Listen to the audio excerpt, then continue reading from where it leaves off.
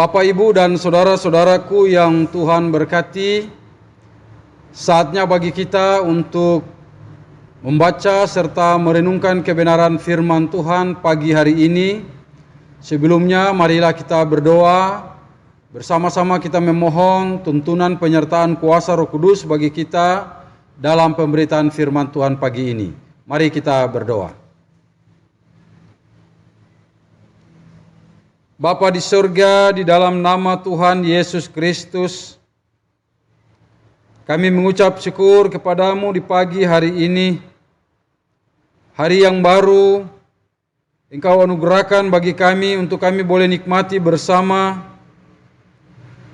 Bahkan mengawali hari ini kami boleh bersama-sama duduk dengan keluarga kami masing-masing di dalam ibadah minggu pada hari ini.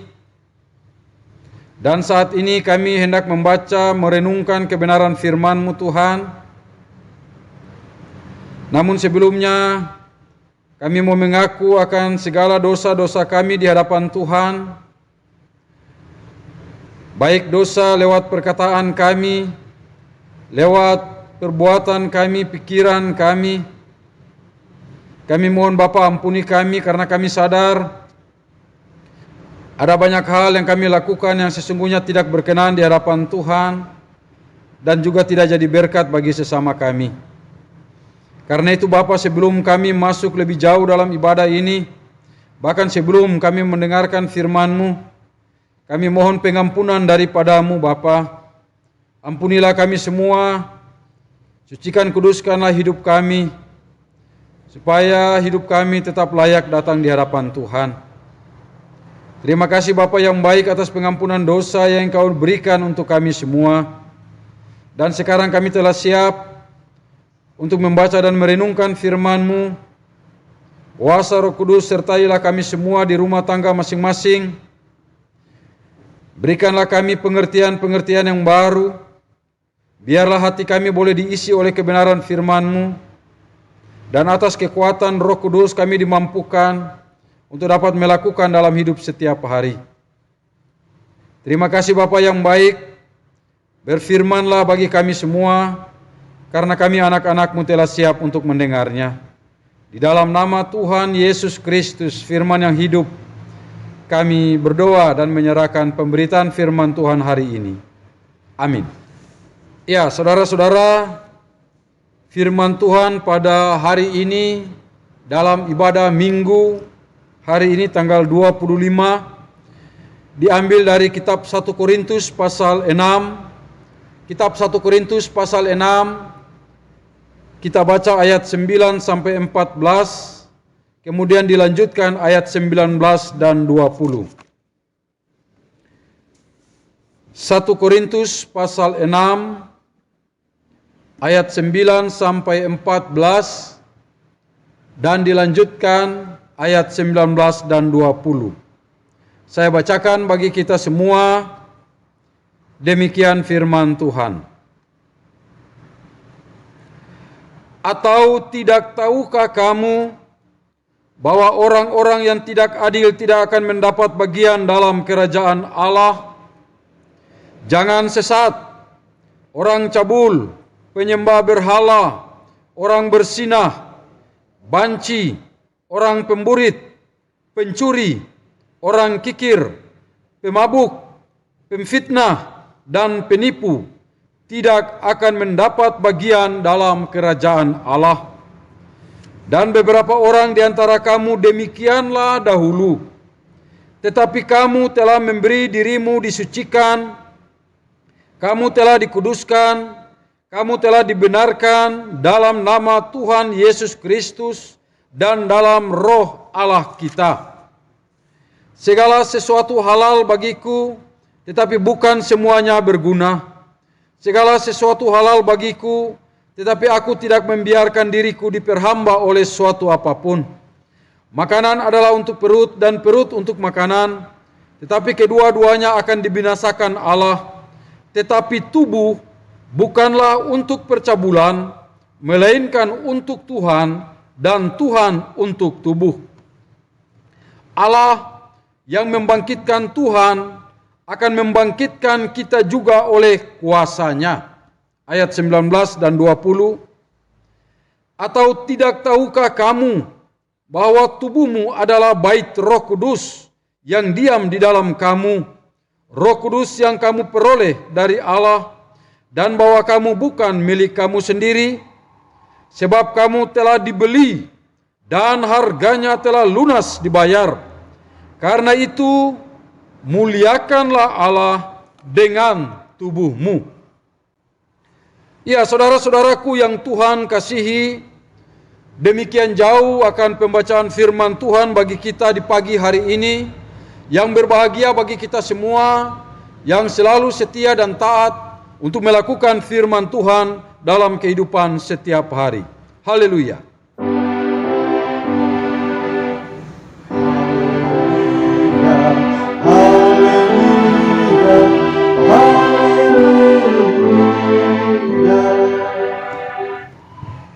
Bapak Ibu Salam, apa kabar saudara yang ada di rumah tangga masing-masing, yang duduk bersama dalam ibadah hari ini? Saya percaya bahwa kita semua hingga saat ini masih tetap dipelihara oleh Tuhan, masih tetap diberkati oleh Tuhan, dan masih tetap di dalam keadaan yang baik. Kita tetap berdoa kepada Tuhan di masa pandemi ini. Kita tetap disertai, diberikan kekuatan dan kesehatan yang baik selalu. Iya, saudara-saudaraku yang Tuhan berkati, saya yakin kita semua juga percaya bahwa kehidupan manusia tidak terlepas dari masa lalu. Itu pasti. Karena kehidupan masa lalu sudah menjadi bagian dalam kehidupan kita umat manusia. Dan ibu bapak saudara, masa lalu setiap orang itu berbeda-beda. Ada yang memiliki masa lalu yang baik, ada yang memiliki masa lalu yang manis dan indah, ada yang memiliki masa lalu yang penuh dengan kekelaman, ada yang memiliki masa lalu yang penuh dengan kepahitan dan juga keburukan. Ada yang memiliki masa lalu dengan penuh kejahatan. Ada yang memiliki masa lalu dengan penuh kebaikan. Dan lain sebagainya. Namun Bapak Ibu Saudaraku yang diberkati Tuhan, apapun masa lalu kita, apapun masa lalu saudara dan saya, yang pasti bahwa kehidupan setiap orang harus bisa mengalami perubahan-perubahan dalam kehidupannya. Kalau masa lalu kita penuh dengan kejahatan, maka kita harus berubah dan terus berubah. Sehingga masa lalu yang penuh kejahatan itu berubah menjadi kebaikan. Demikian pula sebaliknya, kalau masa lalu kita penuh dengan kebaikan, kita harus bisa menjaga, mempertahankan kebaikan itu untuk menjadi lebih baik dari hari kemarin. Kenapa demikian Bapak Ibu Saudara? Karena memang itulah yang dituntut oleh Tuhan Yesus Kristus bagi kita semua. Karena itu di dalam kitab Roma pasal 12 ayat yang kedua di sana dikatakan bahwa janganlah kamu menjadi serupa dengan dunia ini, tetapi berubahlah oleh pembaharuan budimu, sehingga kamu dapat membedakan manakah kehendak Allah, apa yang baik, yang berkenan kepada Allah, dan yang sempurna.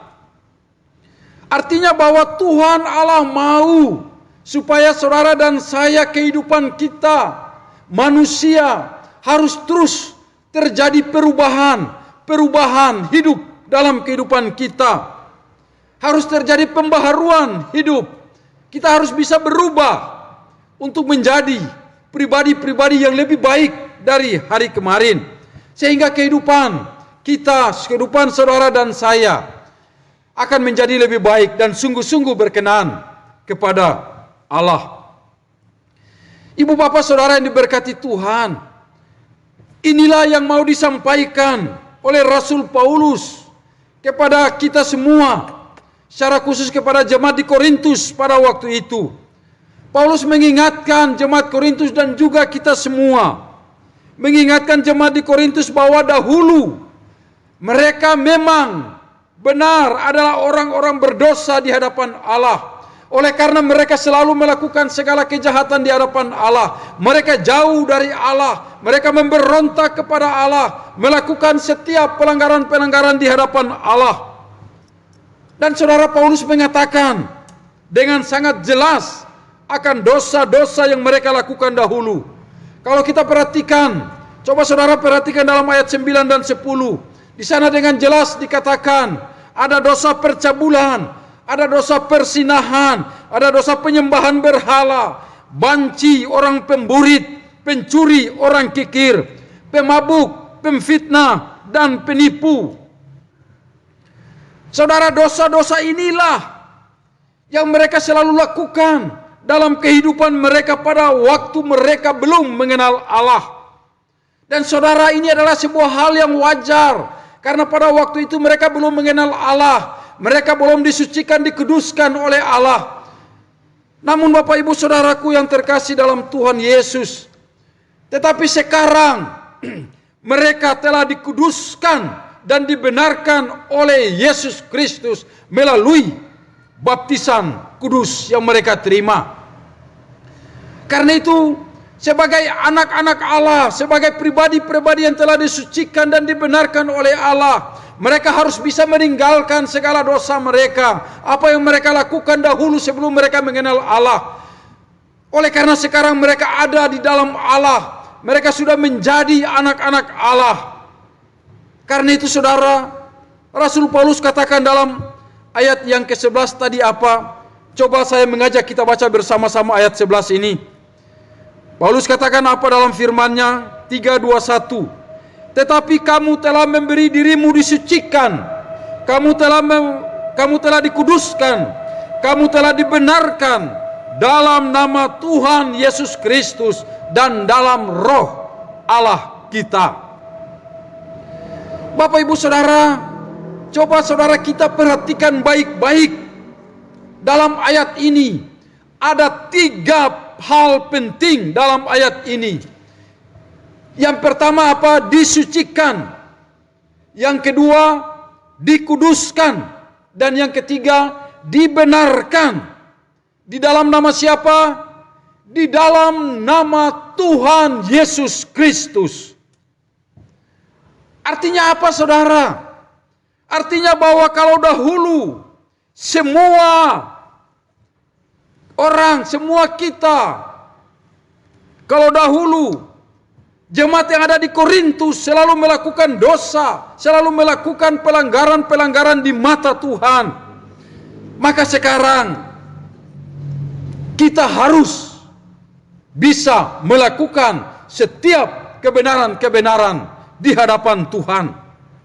Kenapa demikian saudara? Karena status kita sudah berbeda. Status kita bukan lagi hamba dosa, status kita bukan lagi hamba setan, tetapi status kita adalah hamba Allah. Oleh karena kita telah disucikan, oleh karena kita telah dikuduskan, oleh karena kita telah dibenarkan di dalam nama Tuhan Yesus Kristus. Artinya bahwa kehidupan kita saat ini harus menjadi kehidupan yang berubah, kehidupan yang berbeda. Tidak lagi menjadi kehidupan seperti yang dahulu kala ketika kita belum mengenal Allah. Namun kehidupan kita saat ini, kehidupan yang telah dimeteraikan oleh Allah melalui baptisan kudus. Kita telah diangkat menjadi anak-anak Allah. Karena itu harus terjadi pembaharuan dalam hidup kita. Kita harus bisa meninggalkan segala dosa-dosa itu. Dan kita harus hidup di dalam kebenaran. Karena status kita sudah berbeda. Kita sudah menjadi anak-anak Allah, bukan anak-anak setan lagi. Kenapa demikian, saudara? Karena setiap anak-anak Allah, dia akan tahu apa yang harus dia lakukan dalam kehidupan ini, yaitu apa yang baik dan apa yang berkenan di hadapan Allah. Roma 12 ayat 1 katakan apa? Persembahkanlah tubuhmu sebagai persembahan yang hidup dan yang kudus serta berkenan kepada Allah. Itu adalah ibadahmu yang sejati. Persembahkanlah tubuhmu sebagai persembahan yang hidup, persembahan yang kudus dan yang berkenan kepada Allah. Itu adalah ibadahmu yang sejati. Bapak Ibu Saudara yang Tuhan kasihi di rumah tangga kita masing-masing. Saudara, kenapa firman Tuhan mengatakan supaya kita selalu mau mempersembahkan tubuh kita sebagai persembahan yang hidup, sebagai persembahan yang kudus, sebagai persembahan yang berkenan kepada Allah. Kenapa demikian? Bapak Ibu Saudara, jawabannya ada dengan sangat jelas di dalam ayat 19 dan ayat yang ke-20. Coba saudara kita perhatikan ayat 19 dan 20 tadi. Kita baca bersama-sama lagi. 1, 2, 3. Atau tidak tahukah kamu bahwa tubuhmu adalah bait Roh Kudus yang diam di dalam kamu, Roh Kudus yang kamu peroleh dari Allah, dan bahwa kamu bukan milik kamu sendiri. Sebab apa? Sebab kamu telah dibeli dan harganya telah lunas dibayar. Karena itu apa selanjutnya? Muliakanlah Allah dengan tubuhmu. Muliakan Allah dengan tubuhmu. Artinya bahwa ketika saudara dan saya kita percaya Yesus sebagai Tuhan dan Juru Selamat secara pribadi, kita menerima baptisan kudus, kita telah disucikan, kita telah dikuduskan, kita telah dibenarkan oleh Allah. Maka saudara, Roh Kudus sudah ada tinggal diam di hati kita. Yesus Kristus sudah ada di hati kita. Kita sudah menjadi pribadi-pribadi yang berbeda, pribadi-pribadi yang berubah. Kita sudah menjadi anak-anak Allah yang semestinya dan seharusnya kita dapat melakukan setiap kebenaran di hadapan Tuhan. Oleh karena firman Tuhan katakan, saudara dan saya kita telah dibeli dengan harga yang mahal, telah lunas dibayar. Yesus telah mati di atas kayu salib, memberikan hidupnya untuk saudara dan saya. Saudara dan saya telah menjadi anak-anak Allah. Kita telah dipanggil dalam satu persekutuan yang indah, persekutuan bersama. Karena itu saudara, tubuh kita adalah bait Allah, bait Roh Kudus. Yesus sudah ada di dalam kita. Karena itu firman Allah katakan tadi apa? Muliakanlah Allah dengan tubuhmu. Sekali lagi, muliakanlah Allah dengan tubuhmu. Kita telah dibenarkan, disucikan dan dikuduskan melalui baptisan kudus yang telah kita terima. Sebab itu saudara, jelas sekali apa yang dikatakan oleh introitus bagi kita pada hari ini. Coba kita baca bersama lagi introitus hari ini. 1, 2, 3. Hiduplah sebagai anak-anak terang, karena terang hanya berbuahkan kebaikan dan keadilan dan kebenaran. Hiduplah sebagai anak-anak terang. Firman Tuhan berkata bukan hidup sebagai anak-anak gelap, tetapi anak-anak terang, anak-anak Tuhan. Karena apa? Kehidupan anak-anak terang hanya berbuahkan kebaikan, keadilan, dan kebenaran. Inilah yang dituntut Tuhan Allah di dalam Yesus Kristus bagi setiap orang yang percaya. Firman Tuhan katakan dalam ayat-ayat tadi, ketika kita masih melakukan dosa-dosa yang tertulis tadi, maka firman Allah berkata, kita tidak layak di hadapan Allah. Dikatakan dalam firman Tuhan tadi, bahwa dalam ayat 9 dan 10, bahwa kita tidak akan mendapat bagian dalam kerajaan Allah. Karena itu Bapak Ibu Saudara-saudaraku yang terkasih, kita harus merenungkan kehidupan kita di hadapan Tuhan, bahwa Yesus Kristus telah mati untuk menebus saudara dan saya secara utuh dan sempurna. Itu sebabnya setiap orang yang sungguh-sungguh percaya Yesus tidak boleh menyerahkan tubuhnya yang sudah menjadi milik Kristus kepada percabulan, persinahan, dan dosa-dosa yang merugikan diri sendiri. Sebab itu di dalam kita menjalani kehidupan kita setiap hari, dalam kita menjalani hari-hari hidup kita, hendaklah supaya pikiran kita, setiap perkataan kita, setiap perbuatan kita, bahkan tubuh kita harus kita pakai hanya untuk kemuliaan nama Tuhan. Dengan demikian, maka hidup kita akan sungguh-sungguh memuliakan Tuhan dan akan terus menjadi berkat bagi sesama kita. Selamat hari Minggu, Tuhan beserta kita. Amin. Saat teduh bagi kita.